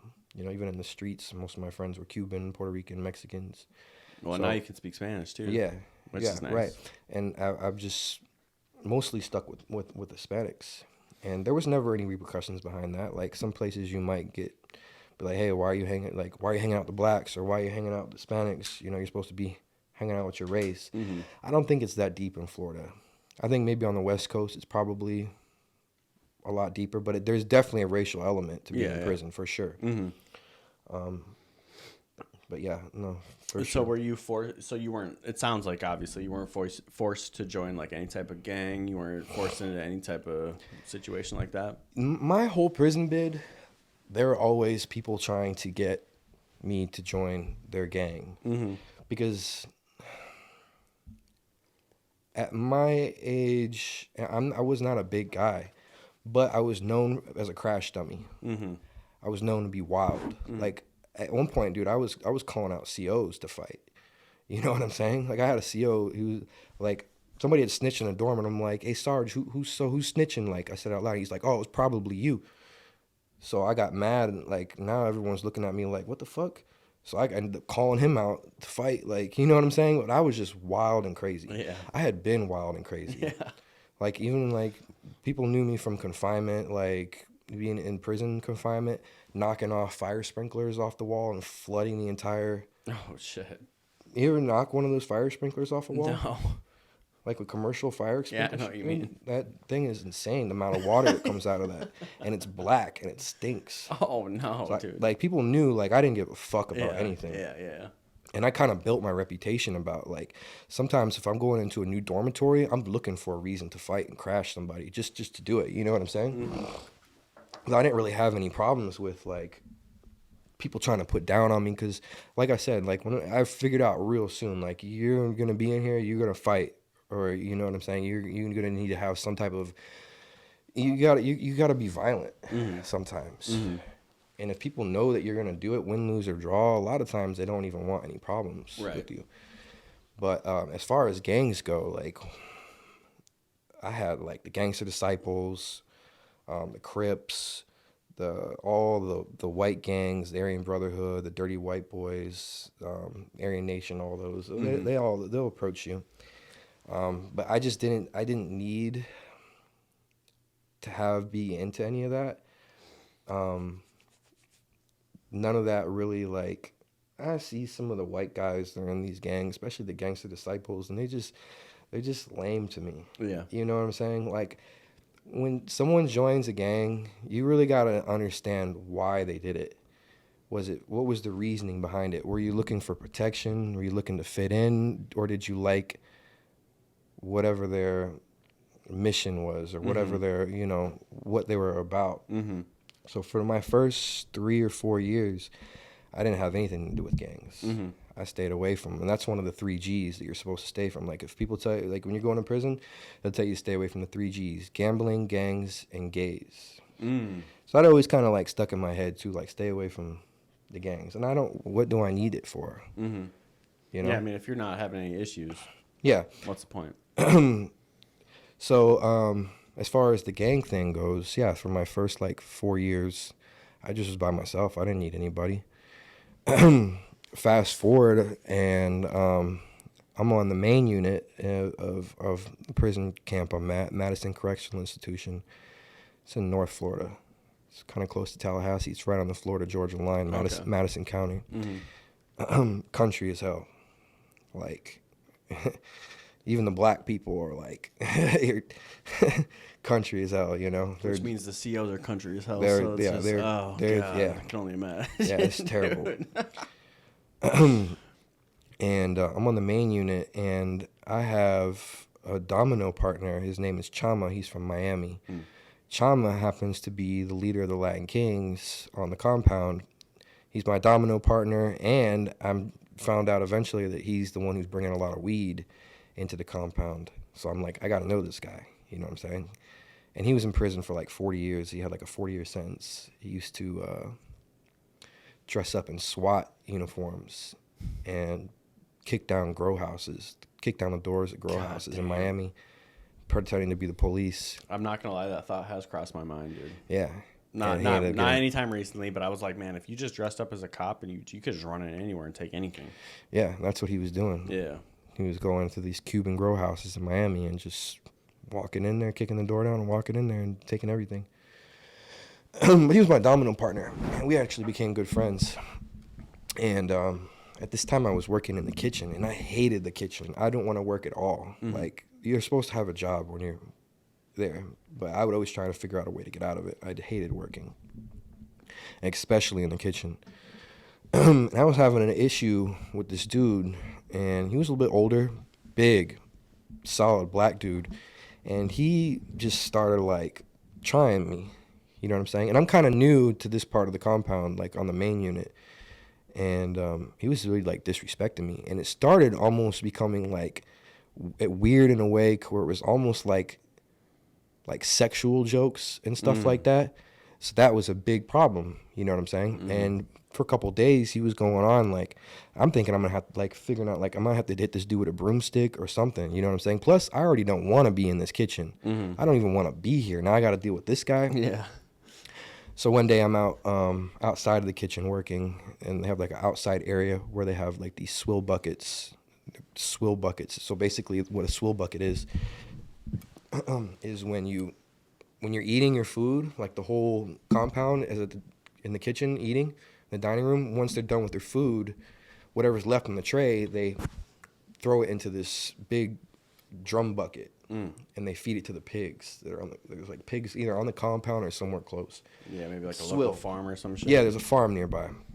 And so I'm out there tending to that, and there's a chain link fence that wraps around that area, and I find this nice piece of metal. And this is my thing. Even like as soon as I first got in, like my thing was, I'm always trying to like make knives out of shit. I can make a knife out of anything. Like a plastic broomstick, pieces of the fence, pieces of doors, lawnmower blades. So I always had a knife. And when I didn't have a knife, I kept a razor blade in my mouth. So I find this really nice piece of metal. It's like a wire, and I pull it off the fence, and I go and stick it underneath the juice machine in the dining room, because I can't take it back to my dorm right away, because when you're working in the kitchen, they search you to make sure you're not bringing food back. So I hide it underneath the juice machine. There's like a little lip. You can like, it would fit perfectly underneath there. And I go back to work. I leave work for the day later on, go back to the dorm, go to dinner. I'm in dinner. I go up under the juice machine, fill my juice, grab that piece of metal, put it in my pants, and eat, go back to the dorm. So now I got this big piece of metal back to the dorm. And I'm back there after dinner, sharpening it on the concrete floor. Because I'm ready to stab this dude, man. Like, I don't have no choice. Like, he's doing some saying some weird ass shit. Like, people are, you know what I'm saying? Like, there's nothing I could do about that. I'll either have to crash him, fight him, or something. You know what I'm saying? But it was like building up so much in my mind. Like, when I get tried, like, it's almost like a defense. It's almost like a good thing, like a defense mechanism where my mind will start racing with like what I'm gonna do to somebody, and then just so much anger and rage, and like I'll replay like what I'm gonna do to this person over and over again until I manifest it, and it ends up happening. Interesting. So I'm back there sharpening this knife, and it's loud. So like the whole dormitory is like, shit. you know what I'm saying? The guy in the kitchen is not in my dormitory, so he's not there to see me do this. He's in another dorm. And Chama, my Cuban domino player, he comes up to me and he's like, "Yo, Jit." They used to call me Jit. He's like, "Jit, what are you doing, bro? Like, what are you doing back here?" And I'm like, "Man, don't worry about it, man." And he's like, "Man, listen, come here, come talk to me, bro." So I go talk to him. I'm like, "Listen, man, there's this dude in the kitchen, bro. I'm gonna wet him up because he's talking too much. He's disrespectful. He's saying some weird shit. It's just, and then plus I'm trying to get out of the kitchen." He's like, "Really?" And I'm like, "Yeah." He's like, "All right, well, when the yard opens up, point him out to me." So I'm like, "Okay." So we go open to the yard, we go out. I'm like, "That dude right there." He grabs two of his guys. They walk up to him. They have a conversation. They come back. Chama comes to me. He's like, "Don't worry about that guy again. You won't ever have a problem with him again." That dude didn't even look at me. Never even looked at me, ever. Like, you know what I'm saying? Yeah. Like, completely just pretended I didn't even exist anymore when we were at work. Wild. And I ended up getting out of there anyways because I didn't want to be in that kitchen. But that guy became really one of my good friends in prison. And I ended up doing him a couple favors in there, you know. He had he was putting me on to sell weed. He was giving me weed too. So I'm smoking. I'm happy. If I got weed in prison, I'm happy. You know what I'm saying? Like, that's all I really need. And to hit the rec yard, go work out, eat, get some commissary, hustle a little bit, smoke weed, and play poker. I'm in the zone. You know, I don't really need much more than that. And so yeah, it was great. And he ended up, there was a dude, there was in the dorm that was snitching on him. Again, another jacked up black dude. I'm like, damn. He's like, Jay, I need you to go crash that guy, because he's snitching. He's making the dorm hot. I'm gonna put, I forget, he put like $100 or $200 on my books. He's like, I'm gonna put $200 on your books. I just need to go over there and punch him in his face, and then don't worry about it. My brothers are gonna come and break it up before he fucks you up. I'm like, all right, bet, shit. Like, at this point, this guy's giving me enough weed to, like, I'll do whatever we'll do whatever, man. You need to go crash this dude, I'll go crash him, bro. Plus $200. Shit. Yeah, because I wasn't really getting money on my books like that. I was like hustling out the strength. My parents would send me like $25 a month. I would get like soap and basic shit, you know. But like, so I ended up doing that for him, and going back to confinement and coming back out. And eventually I would end up getting transferred to a minimum security camp, which was the same prison, Madison Correctional Institution, but it's not, I was on the maximum side. That was on the minimum minimum community custody. I didn't realize that prisons did that. I in my mind, and I don't know a whole shit ton about prison, but I always just thought it was like, you know, like, oh, maximum over here, medium over here, minimum over there. I didn't realize that it was like that. That's kind of nice. Yeah, some of the camps still have a maximum building, and they'll have a separate camp on the premises that's completely separate. It has its own security, own perimeter fence, own perimeter car, like everything different. But it's still on like the same property. It's still Madison Correctional Institution work camp. They call it a work camp. These motherfuckers are getting so much goddamn money, dude. It's crazy. So I ended up going over there, and Shama, he's like, yo, I got some boys over there I'm going to put you with that are like doing the kind of like same thing, put you over there with. And so he ended up sending a kite over there, letting them know, hey, I got my boys coming over there, you know, he's good people, da da da. And he put a good word in for me for this group. And they were a gang. They're called Nieta de Corazon. It's Puerto Rican, started in Puerto Rico. It's mostly Puerto Ricans, prison gang, and they're like cousins with the Latin Kings, so like they have good, you know, rapport. Yeah. So they put me over there with them at that medium security camp, and I ended up they were actually real cool, like, and they had the weed. They were bringing the weed in. So, like, I'm wherever the weed's at. You know what I'm saying? Not only the weed, but, like, the K2 was big at this time. I don't know if it's really big. Yeah, K2. Yeah, like, everybody wanted the K2. So all the K2 was coming. I'm not even sure if that's a thing anymore. I don't know. It shouldn't be. That shit was... I know I had so many... It. I mean, I had so many friends that were having seizures off of that shit because eventually it went from K2 to, like, whatever. You know? It's just like how everything goes, right? Like, they try to figure out the cheapest way to make it, and the next thing you know... You're smoking some shit that should not be ingested. And man, I love that shit. Dude, I mean, I'm sure you see, well, you're not on TikTok like that, but I mean, I'm sure you see videos every once in a while of people tweaking out in prison where they're fucking like. I've seen a dude do it. I've seen a dude do it in person. Yeah. And he had 3 months left to go home, and he ended up on the floor growling like a dog. He looked like a demon, like he was possessed, and he ended up punching the lieutenant in his face, like, which was out of character for him. Yeah, I mean, that's spicy. It was scary. Like, he looked like he was possessed, like he was really a demon. K2, bro. For some reason, sometimes certain people's brain chemistry just can't handle whatever that shit is, bro. But I mean, I was smoking K2 for a long time because when I was in rehabs all the time and on probation, it was the only thing I could do. It's almost like a psychedelic experience. Definitely. It's different than weed. Yeah, it's not the same shit. Not the same shit. But I loved it, man. Yeah, I liked it. It was intense. That guy had made that whole scene where he was on the ground growling like a dog, and like everyone was shocked. Like, they were like looking at him, and people were like scared, like low key, and they were like, cuff up, and he like, pussy ass cracker, fuck you, punched the lieutenant.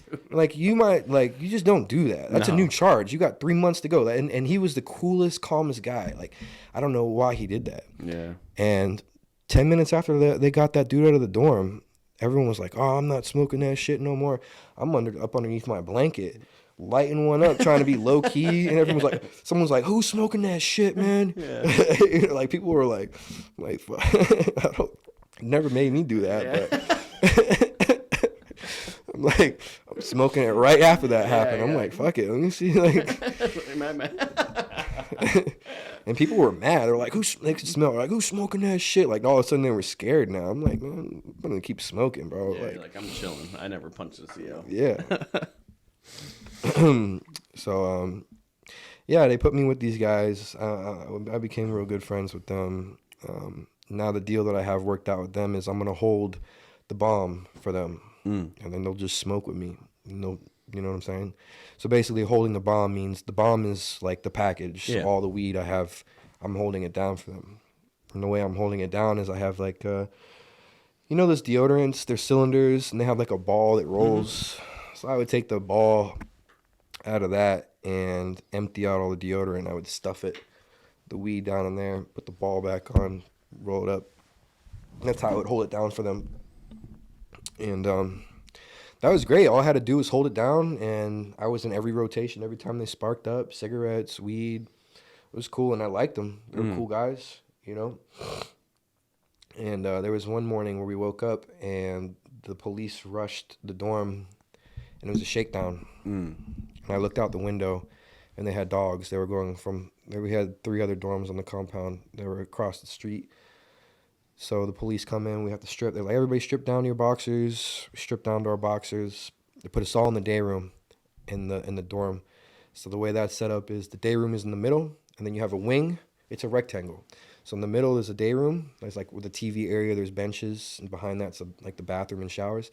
And then on both sides of that there's a wing here and a wing here, like living area, bunk beds and stuff like that. So they put us all in our boxers, all in the day room, sitting on the little benches. And they were just holding us there for a second until the dogs were done with the other dormitories and came around to ours. So we're just sitting there quiet. It's just the lieutenant that came in to strip us all down. He leaves to go back out. And it's just our dorm officer. And this guy was kind of like, he just was there to get paid. He would get you in trouble if you did something, but he wasn't really like, he was in there reading his book or on his phone. I don't know. He just was quiet. And so I'm sitting in the day room, and I'm like, I'm going to confinement. I got a bunch of weed in my locker, that deodorant. They got dogs, and they're going to smell that. So as I'm sitting there, I'm thinking, man, I'm already going into confinement. Let me see what I could do here. The whole room, the whole dorm is quiet. Officers in the officer station. He's just kind of sitting there. And somehow I just, like, get onto the floor, and he doesn't see me. And I'm crawling, like army crawling, all the way to my bunk, which is the last bunk.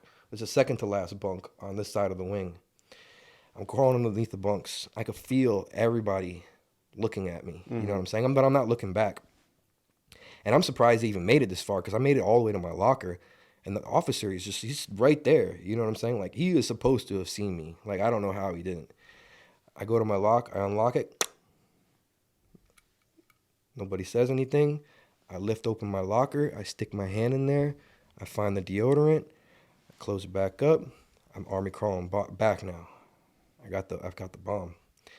I get all the way back. I throw the deodorant underneath, like, the phone. They're like the phones, because it's a common area. Nobody's gonna get jammed up. It's like a common, what they call a common area. Nobody can, nobody's gonna get in trouble for that. If I left it by someone else's bunk, then that would have been the wrong thing to do. And then I kind of like morph back into where I was sitting. Nothing. I'm like, okay, cool. You know what I'm saying? I think I got myself out of trouble. So the dogs come in. They're going around. They hit my bunk. It's sniffing around. And they hit it. And I had forgot the night before we smoked the joint. We were passing around.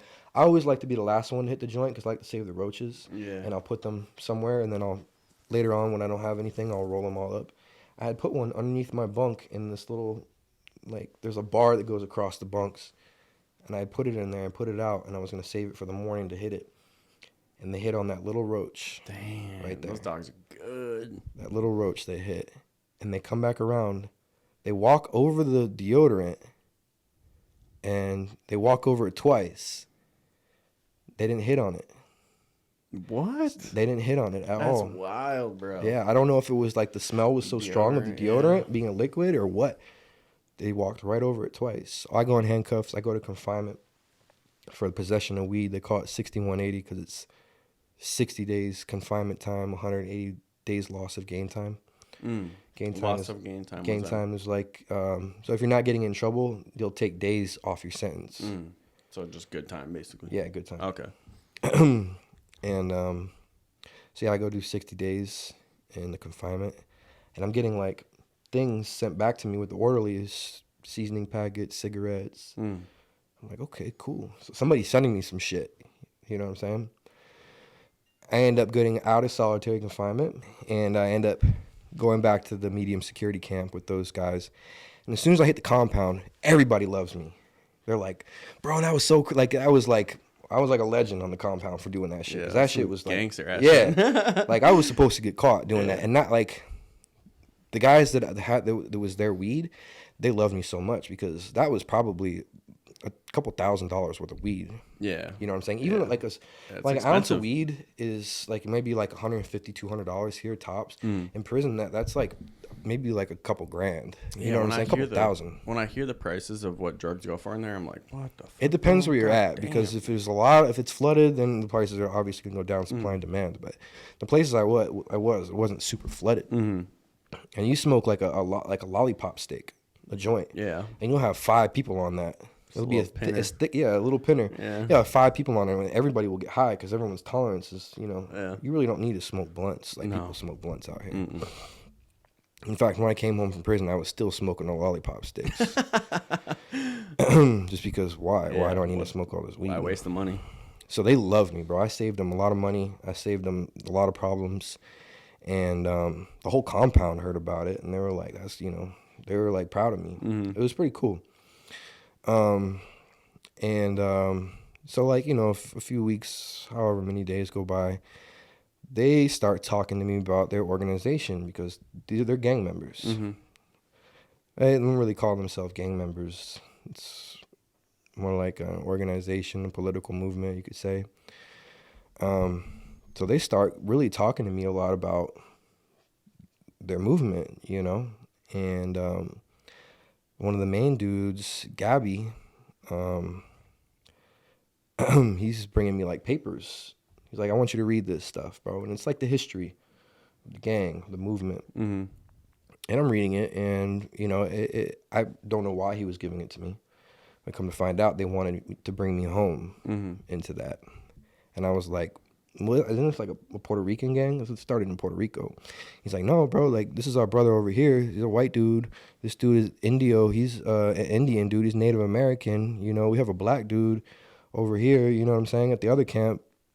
He's like, it's not about race, like, the Aryan Brotherhood or the Dirty White Boys or even the Bloods. It's a black gang. It's about the way that you do time in prison. It's a political movement for prisoners to live the right way, to do the right thing. It started because of certain abuses in the prison system in Puerto Rico with the government, the guards, and also the inmates.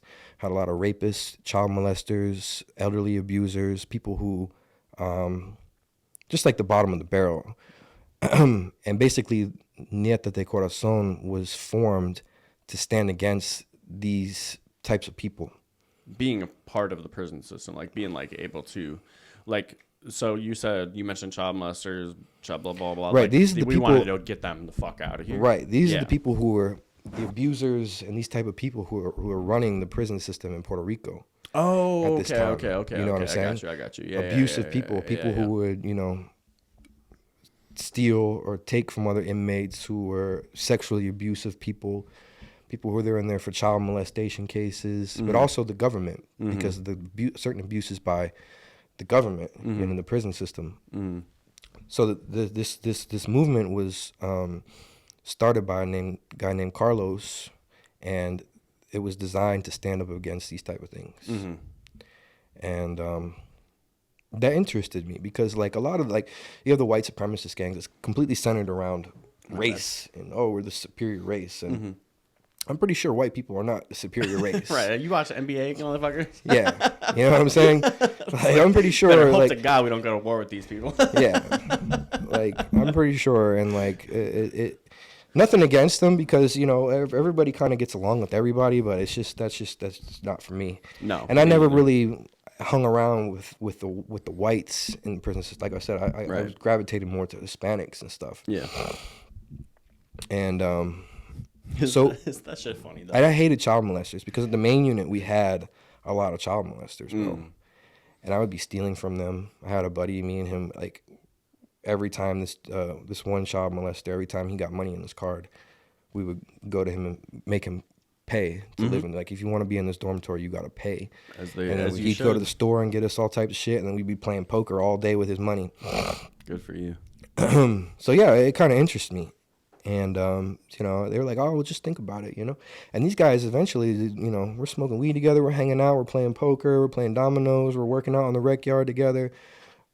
Like, they became like my best friends. And they really wanted me to go in. And I had to think about, like, why am I doing this? Because I don't need protection. I'm doing great out here, And I just, out of all the different gangs that have approached me about these things, I respected the cause of this one. I actually liked what they stood for, Actually meant something versus, hey, Yeah. we're just this color, or we're just doing that, or blah blah blah. Yeah, or we're just here to be together so we could steal from other people. Like, there's no stealing in this. Like, you could get disciplined for stealing. So Very actually- much so. Like, you don't steal. They had standards. Yeah.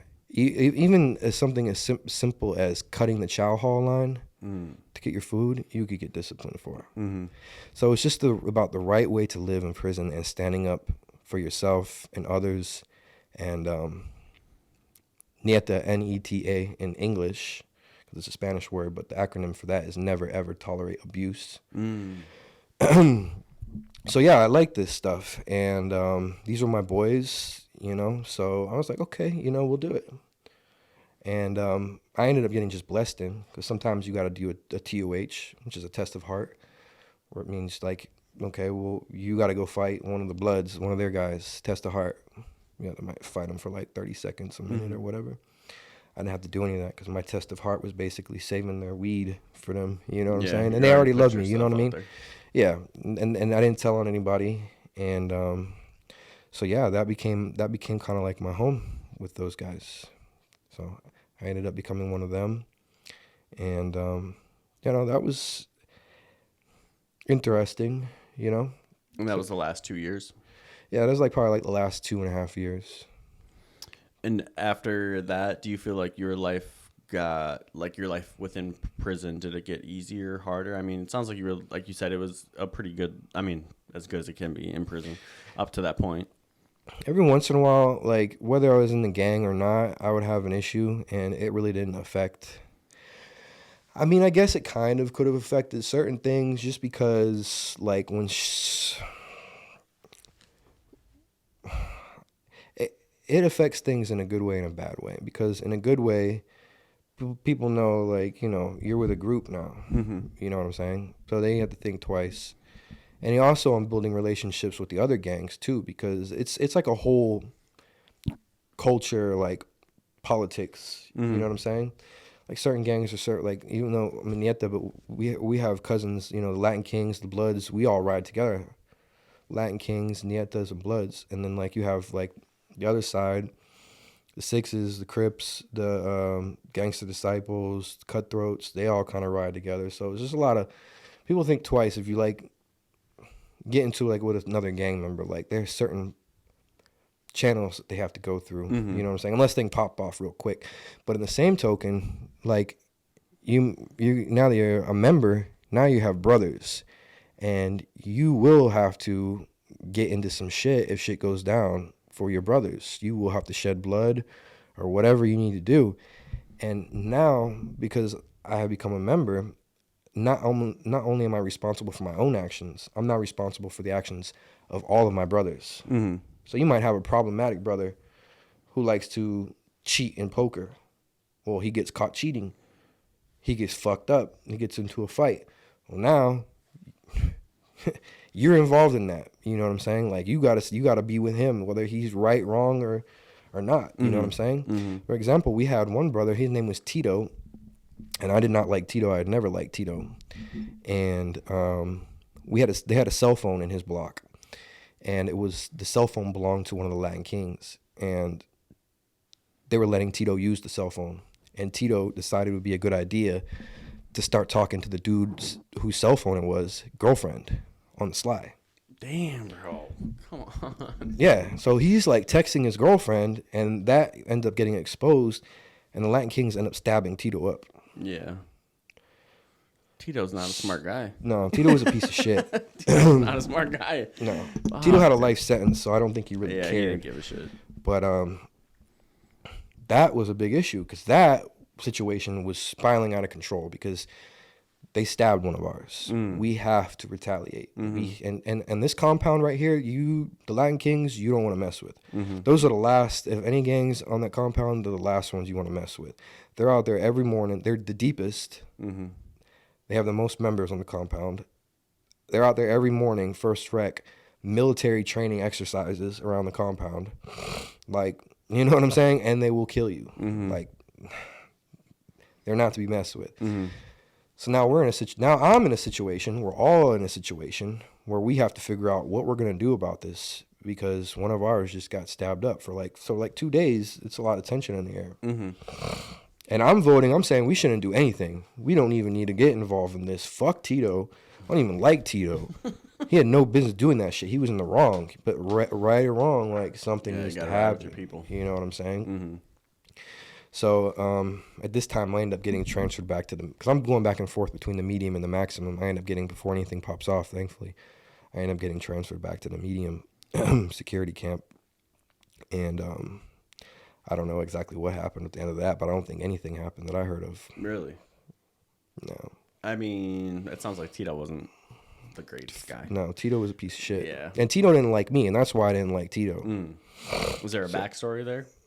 I honestly, I think it was because of my race. Oh, okay. I think that's what it was because Tito is from Puerto Rico. So Puerto Rico has certain rules and way they do things there. And the United States has ways that we do things here. And the way we were running was United States with a little bit of New York policy in the mix because his name was Onyx Ramos.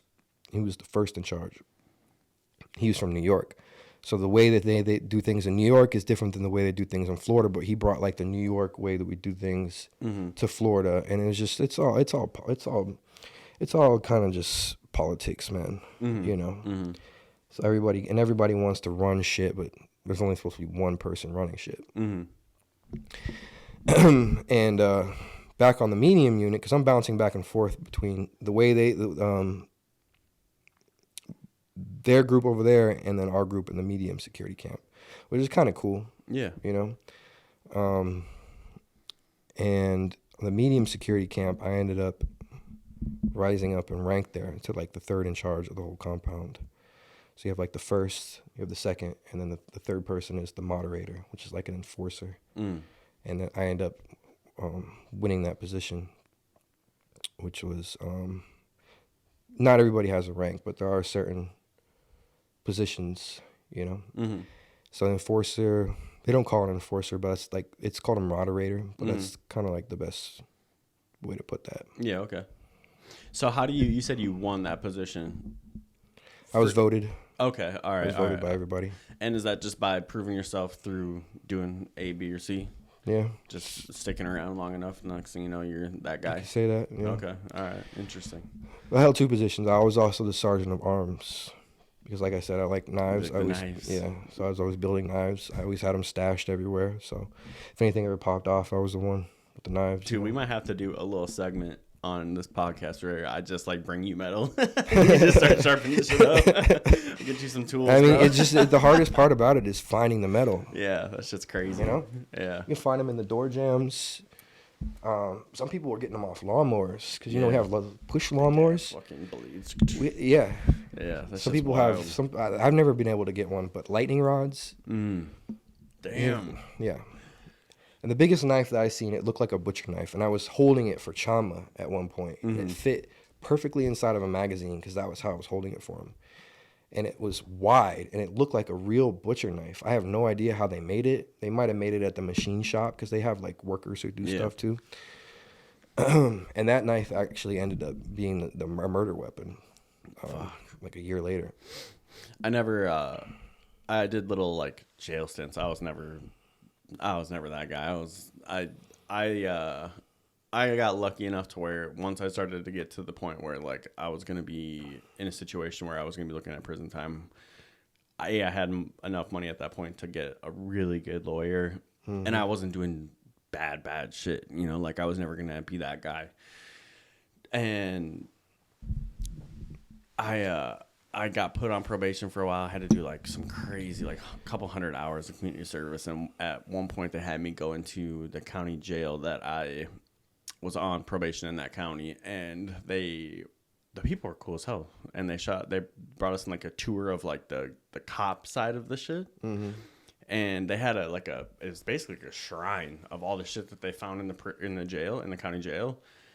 The ingenuity of these fucking inmates, dude. When I'm telling you, I mean, you obviously know, but like I was mind blown at the shit these people they would build anything with scraps. Some of the smartest shit I've ever seen in my life was in that jail. Sure. I was like, what the fuck, bro? Learn how to cook water with an electrical socket. Insane Called shit. A stinger. Yeah. Insane. Could light a cigarette off a battery, off a AA battery. Amazing shit. Amazing. Yeah, and you have nothing but time, and a lot of creativity comes out too, artistic creativity and stuff like that. You know, which is like I've seen some of the coolest art in there. People that were was really the creative. Thing. They had a part of that little shrine they had was like the pictures that would get drawn that they I don't know if you're not supposed to have shit like that or what, but they would take drawings. These people. It was like drawings, but it was like I guess almost like porn in a way. Like they would take. We have porn in there, but they were, and maybe it was just this jail. I don't know, but they were taking like these. They took everything. The jail is different. Yeah, the jail is different. And the pictures. We got porn flicks in prison. We got cell phones too, so it's like. Yeah, I mean, it's a whole. You're gonna take a drawing system, for, you know. Yeah, shit's crazy, bro. I was just blown away by the artistic ability, the ingenuity, just like the creativity in general, like the shit that they would think up of. Like I wouldn't even know how to do any of that shit, let alone being the person who came up with it. Sure. It's insane. Yeah. And then you think like, man, if you put that brain to work in a non-criminal way, and obviously there's so many aspects that go into being the person that ends up in prison. Like there's a lot that goes into that, obviously, right? Like there's a lot of steps. There's like trauma. There's all sorts of shit, right? And just bad decisions in general. If you put that brain to work in a positive way, the shit you can, I mean, you're sitting here right now. The shit that you can do, bro, you know? Yeah. It's amazing. Some of the most talented people are definitely behind a fence right now. It's sad. It's really sad. Yeah. It's really sad. And a lot of that stuff, obviously, you know, it does come down to choices that you make, but there's so many factors into coming into those choices. Like, dude, I know some of the best people I know went through some traumas that, like, people would never be able to wrap their head around, and they're not going to be able to ever be normal because of those traumas, but they're some of the most intelligent people I've ever met in my life. Mm-hmm. It's really sad. Exactly what you mean. It's really sad. Super sad. So eventually you get to the point where it's like coming down to your release date. Are you nervous to get out? Excited? Excited for sure. Yeah. Nervous because I don't want to get into anything that's going to compromise. I was already in so much. I probably spent about 2/3 of my time, probably like 2 years out of my entire 6 years in confinement. I was constantly in trouble. I was constantly getting into fights, just doing dumb shit too. Besides that, like robbing the prison. The time I broke into the visiting park where you like visit your family. Mm-hmm. It's closed. It was closed on this day. I went through a window and I tipped over a vending machine, put it right on its face. That's kind of funny. You know, yeah. Like I was just like, I was really wild. So it was like I really had to like start shaping up like what I was doing to try, because I didn't really have any game time. I almost maxed out. So towards the end, I was trying to accumulate some game time. And like my last 5 days, I ended up holding some, like they did like a search, a random search. one of my brothers had a bunch of wine in his locker. I ended up holding that for him, and luckily they didn't search my locker. They just were doing random searches. I held it down for him. But yeah, no, I really wasn't too worried. You know, a lot of times you really don't want to tell anybody when you're going home, because you start telling people when you're going home, you know, some people might not be going home. So they might give them a reason to, like, I don't know, they like sabotage your release date. You know, that's a thing. And I didn't even know if I was going to make it that far to get a release date, because like I wasn't really ever scared of like getting hurt or stabbed or anything like that too much, as I was more scared of doing something to someone, or having to do something to someone that would cause me to get more time in there. So I was just really happy to have made it, like, to where I was almost getting out, you know, like, because there's so many things that have happened in there that, like, for example, that dude with the kitchen, of like, what if I actually stabbed that guy up? You know, thank God I didn't. You know, I mean, you could have been in there for the rest I of your life. like, yeah, like, I know I shouldn't do it, but like I said earlier, like, I'll start psyching myself out and manifesting it. I'll be so angry and hyped up about a situation to where I'll, like I said, replay in my mind what I want to do something to someone until it actually plays out and happens. And a lot of times it does, you know? So thankfully, like, I didn't have to get any extra time added to my sentence for doing something stupid. But no, I was excited to get out. I don't really remember all of the emotions and the feelings. The main thing I remember was leaving and my brother picking me up and taking me to a gas station and just being overwhelmed by just everything in there. That was like the main thing I remember. Well, I mean, dude, what's crazy is to think back, because which year did you go to prison? I was incarcerated in 2008, 2008. and I came home in 2014. So much shit changed. I mean, and that's just how it goes, right? Like, if someone went to prison now, in 6 years, shit's gonna be different. But like at that time specifically, like, I feel like technology, everything was just changing so rapidly. Yeah.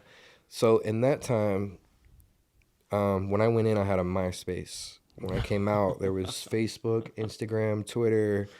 When I went in, the smartphone just came out like a year before, 2007, I think it came out, and I went in 2008. So all these things were like very new to me. The social media, like, I had a MySpace, but like the way everything panned out with the Instagrams and all that stuff, you know, I had like people who were trying to teach me how to use it, you know, and you know, that was kind of cool, you know.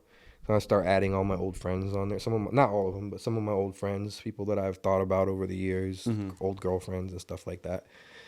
And I think the hardest thing was just kind of acclimating back into what this world is, because this world and the world that I came from for 6 years, very different. You know, I came out very institutionalized. Like, you know, for the first maybe like 6 months, I was still showering in my boxers, in my own shower, you know, and respect was like a big thing for me out here. See, the thing about prison is people think like there's just no respect. There's more respect in prison than there is out here where we're at. Because because in prison, if you don't respect, like, someone could fuck you up. Someone will fuck you up. Someone might kill you if you do the wrong thing. You know what I'm saying? Out here, it's like anybody can say anything to anybody, and there's no repercussions. It's crazy. And like, you know, like I said earlier, like bumping into somebody and not saying excuse me, like I came out with a mean face on my face all the time, because I was just, I don't know, I was just like so used to having that face, and just like, I don't know, respect just wasn't here, you know. And I constantly wanted to be fighting people, and I couldn't, like. I couldn't and get caught, because if I did, I was going back to prison. I was on basically parole, probation, like. So what'd you do as far as like getting money out here once you got out of prison? I started working at restaurants. Okay. Which is a great fit for me. I loved it. Yeah. Yeah. I started working at Bonefish Grill. Oh, I love and I bonefish. was a well, the first thing I had started doing was I started working in cutting granite in a granite factory, and I kind of liked it at the time. I didn't mind it. I just came out of prison, so I was like, Yeah. I'm making money. I didn't mind doing the hard labor, like, and it's hard labor. It's actually a little dangerous cutting granite because the slabs are so big. Big as hell and heavy as fuck. They're heavy. They could fall on you. Like one time, I was cutting it on the saw, CNC machine. For some reason, the water wasn't flowing through it, so it got real hard and hot, and the blades of the saw just flew off, like shrapnel going through the entire warehouse. God damn, it's like a bomb going off. Yeah, but like while I was like staying fit doing that, and I was like while like I had a second, I would like do push-ups and pull-ups in the warehouse and stuff. And my friend, my neighbor across the street was working there. He got me the job, so I was hanging out with him. So I had earphones in. It wasn't bad at all for me. And I started working at the restaurant at Bonefish as a busboy, just picking up plates, and they ended up just loving me there. And they moved me up to a server. They moved me from a server to a bartender, then from a bartender to a head waiter. Hell yeah. It's like a key manager, kind Damn. of, you know? Good shit. Yeah. So I had a manager. I had two managers, or three. One of them was a female, and she had a crush on me. And then the other dude was a gay guy, and he had a crush on me. So they were just promoting me. You're like, this guy's Yeah, great. I was just like, yeah. They were just like, I was just, you know, they were just helping me out. Like, I'm like, cool. And I liked it there because, like, I was working with, like, all these girls, you know what I'm saying? And, like, they're all smoking weed, and that we all would hang out after work and go drink. So it was, like, cool, you know? The server industry is like, it's like a little clique of its own. Yeah. It's like your little family. Yeah. It's kind of hard for me, too, though, because, like, I would be getting in trouble, you know? Like what? Dude, I don't, like... Being told what to do sometimes just doesn't go smooth with me. I get fired a lot from a lot of jobs because like I just don't like being told what to do like sometimes. And then like just like in a heated environment, like in a fast-paced environment in a restaurant, like it's easy to just lose it, you know? Just get angry and things are just moving so fast and tensions are just so high, and I don't know. And I never was a server, but I did co-own a bar in Minneapolis, and I was very hands off. I'm not going to take any. I'm not going to take any credit for any of that bullshit. I was just there. Yeah. And it was a lot of that. Right. The turnover rate was just crazy, man. Yeah. It's just like a lot of arguing, a lot of tumultuous situations, a lot of Yeah. turmoil. It was just Yeah. interesting. Yeah, and I was still like kind of just like in my prison mentality, so it's like I don't know. I would just lose it sometimes, even on the managers. And they let me slide a lot of times too, especially at Bonefish, because I ended up going over to Cooper's Hawk in Naples, and they don't let shit slide over there. And then PF Chang's in Naples too. They let me slide a lot over there too. Yeah. Yeah, that was the greatest part. I was like eating good. Yeah. You know, Dude. eating good. All the girls are cute. Like, no, it was pretty cool. So going back to your prison stay real quick, just because you said that your parents did come visit you a couple times, what's that conversation like when they come and visit you? Are they just like, hey, how's it going type shit? Dude, they probably thought, especially my brother. My brother came to visit me more than my parents, but they probably just thought I was like, all I was talking about was like what was going on here. Like I was already like institutionalized. So it's like I'm telling them what's going on in here. You know what I'm saying? We don't give a fuck. How are yeah, you? like you know what I'm saying? Like crazy shit. Yeah, you're talking to them like they're part of it. I'm like, check out my new tattoos I just got. Like, you know what I'm saying? Yeah.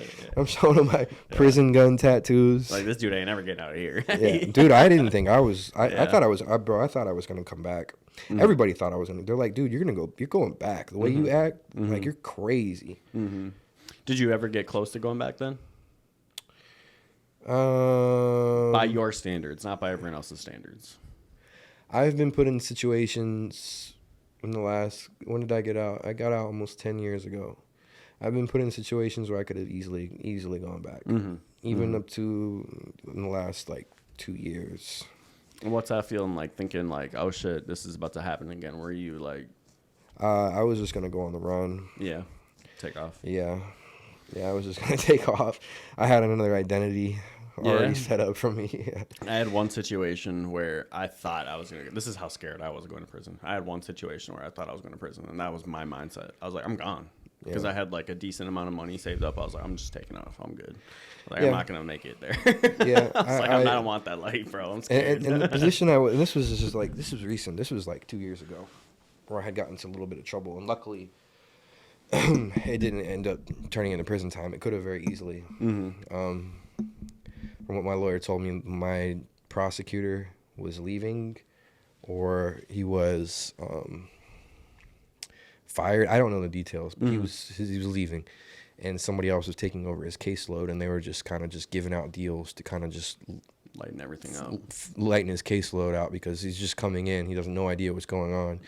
So they were giving sweet deals out to everybody who had that guy. So I ended up getting some probation, thankfully, because they were trying to send me back to prison, and with the situation I was in at that moment, there was just no way I could.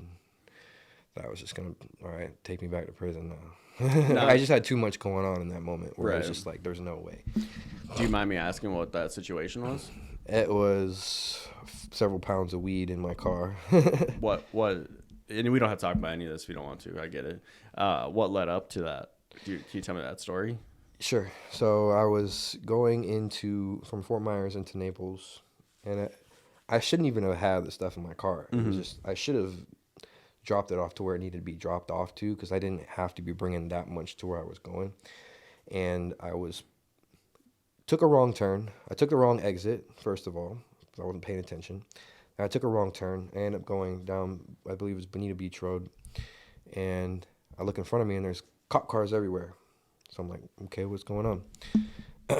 And there's an officer in the middle of the road, and they're waving some cars to the side and telling some cars to go through. The car in front of me, they wave them to go through. Me, they wave to the side. So I'm like, fuck. So an officer comes up behind to my passenger window. I roll down the window, and he's like, you know why we're pulling you over? This is a seatbelt checkpoint. You don't have your seatbelt on. And I'm like, dude, I have my seatbelt on. And I did have my seatbelt on. My seatbelt was on. He's like, oh, well, you just must have put it on. I'm like, dude, my seatbelt has been on. Don't even play that game with I me, got bro. pounds of fucking Yeah, I'm shit like, in the bro. trunk. I Like, had my seatbelt on. I'm like, listen, bro. My seatbelt was on, dude. I'm telling you right now. He's like, oh, no, you must have just put it on, da, da, da, da. And what it was my seatbelt was not over my shoulder. It was kind of like under my armpit. So the lady in the front who was waving the cars didn't see it. So now they're talking about my car smells like weed. I need to get out. Da da da da da. Go to jail. Damn. So yeah, I mean, in that there's been other situations where, luckily, I could have gone to jail for other shit. Where I've had to kind of like, even though I really came out and reformed myself in a lot of ways out of prison, where I've had to step back into that old person of me, and for certain reasons. But yeah, that I didn't get arrested for, but I could have. Something could have gone wrong in that situation. And thankfully it didn't. But yeah, that was a close call for me. Did you keep in touch with any of the people that you went to prison with? Yes. Quite a few, actually. Some Yeah. of my brothers. And, that whole gang thing, that ends when you come out. Like, yeah, you will still be that, like, you know what I'm saying? But it's not a street gang. It's a prison gang. So, like, you don't bring that type of stuff into the streets. Some people do. Some people try and make chapters out here in the streets, but it's just something. And one of my brothers that did come home was trying to put something like that together and was trying to bring me into the mix with that. And I was just like, listen, bro, like, this is like the second time you've come out of prison since I've been out. Like, bro, you just got out of prison. You're trying to go right back to prison. You're trying to build something out here. Like, we got other stuff going on, bro, that I could put you onto, like other stuff, And he was just so focused on the gang shit. And he was a crash dummy because we got out. He probably got out like 2 years after me when I did. And then he ended up getting on drugs. And I see him on the news robbing banks. Dude, robbing man. Circle K's. And he was all junked out with some girl. And the girl told on him. shoplifting from Walmart. She was like, "Oh, I know who that guy is that's on TV that's been robbing banks." Damn, My bro. boyfriend for That's my shoplifting boyfriend. at Walmart. So he goes back to prison. And he came out like I don't know, maybe 6, 7, maybe no, probably like a year ago. He came out and hit me up again. And was just like, "We got to put something together." Da da da da. And I'm like, "Nah, It's bro." like already trying to make plays, bro. Just And like and chill I got out. other brothers that are in this area that I see, and they're doing their own thing. They're chilling. Like they got their own. They're getting married. Having kids. You know. This guy, he's probably on pushing 40. His entire face is tatted up. He's completely tatted up. He's just so stuck into this prison mentality. But it's like, I need to keep my distance from this person, even though he's my brother. And when he came out, I showed him love. I came and picked him up in my 65 Impala. I had Hell a yeah. 65 Impala donk, candy You green. still got it? No, I sold it. It kept on breaking down. Yeah. Picked him up in that, brought him clothes, brought him shoes, took him out to the club, bought all his drinks, and just trying to show him, a good time. And he just wanted to get back on drugs, and it's gonna be hard for someone like him to really get back into society because he's so stuck on the prison gang stuff. His whole face is tatted up. Like it's really not much. I love him, but there's really not much for him. I feel like once you go the route of like getting your whole face tatted up, bro, like either you gotta really have your shit together and like you're just good, or I mean you're just gonna. It's a I problem. think I stopped responding to him, Yeah. and I think he went back into prison again. It's unfortunate, man. I think this is probably like I don't know, all in all, his whole life, probably like his sixth time, but his third time since I've known him, because he's disappeared off the radar. It's just too bad, man. That's too bad. But my other brothers that are in this area in Florida, like that I've kept in contact, they're all doing great. None of them have gone back in. They're building families, having kids, building careers. I don't get to, see them as much as I should, because I'm also very busy. But we keep in contact, Facebook. I know everybody's doing okay, so that's good enough for me. And I mean, the coolest part about this whole thing is your success story, which is dope as fuck, man. Yeah. And I mean, obviously, you have no intentions on ever going back to prison, and you got some big things going for you. Eventually, we're gonna have this dude back on. Right now, we can't necessarily dive into all that stuff, but you are doing big things, man. That's amazing. It's crazy. It's just crazy, like the shit that you've been through, dude. Yeah. It's fucking wild. Like I was telling bro. you that the whole prison life, and there's a lot of stories that we could have gone into. We'd probably be here forever. Yeah. But I mean, the prison stuff is interesting, Mm-hmm. but like the current stuff is really cool too. It's so much more interesting. Yeah, it's circles that I'm in that I've never would have thought I would have been in, and a level of success that I didn't really ever foresee myself being at. Mm-hmm.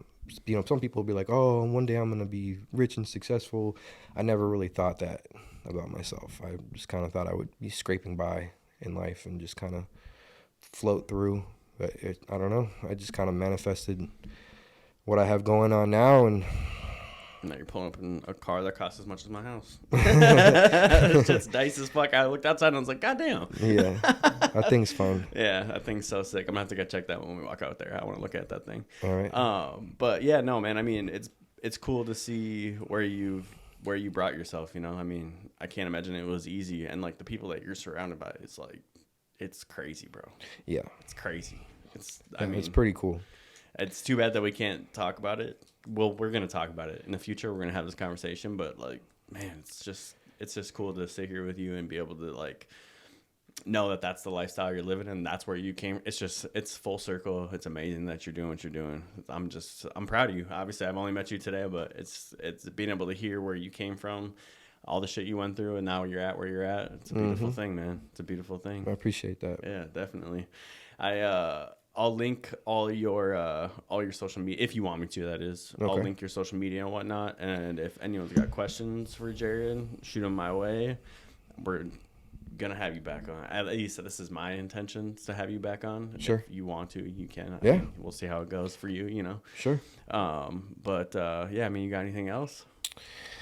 No, I think we could go on, but we'd probably be going on for a while. So we'll save some stuff.